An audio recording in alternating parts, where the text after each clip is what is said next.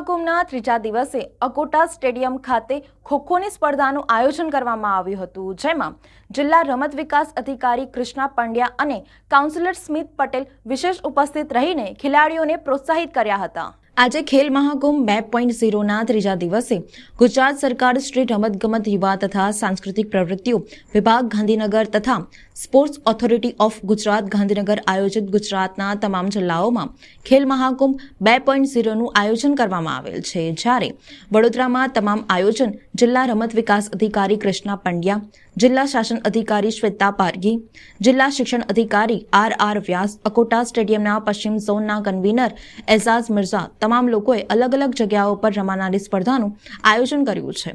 આજે અકોટા સ્ટેડિયમ ખાતે ખેલ મહાકુંભના ખેલાડીઓને પ્રોત્સાહન આપવા માટે જિલ્લા રમત વિકાસ અધિકારી કૃષ્ણા પંડ્યા તથા વિસ્તારના કાઉન્સિલર વોર્ડ નંબર 12ના સ્મિત પટેલ ઉપસ્થિત રહ્યા હતા। તમામ લોકોનું બુકે આપીને સ્વાગત કરવામાં આવ્યું હતું। તમામ ખેલાડીઓને પ્રોત્સાહન આપવા માટે હાથ મિલાવીને પ્રોત્સાહન આપવામાં આવ્યું હતું અને ટોસ કરીને ખોખોની રમત શરૂ કરવામાં આવી હતી। આજે અકોટા સ્ટેડિયમ ખાતે ખેલ મહાકુંભની સ્પર્ધા ચાલી રહી છે।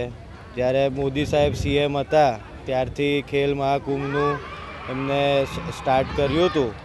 એમનું એક વિઝન છે ખેલેગા ઇન્ડિયા તભી બઢેગા ઇન્ડિયા।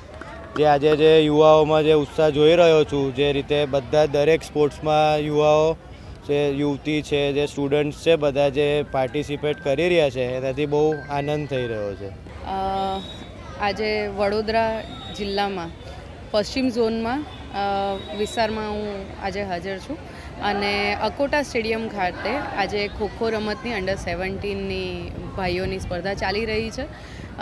એ જ રીતના વિવિધ ઝોનમાં મહાનગરપાલિકામાં અને તાલુકામાં વડોદરા જિલ્લાના ખોખોની રમત, કબડ્ડીની રમત, એથ્લેટિક્સ, ચેસ, રસ્સા ખેંચ જેવી 7 રમતો માં 19 તારીખ સુધી લોકો ભાગ લેશે અને ત્યારબાદ જિલ્લા કક્ષાની સ્પર્ધાઓનો પ્રારંભ થશે।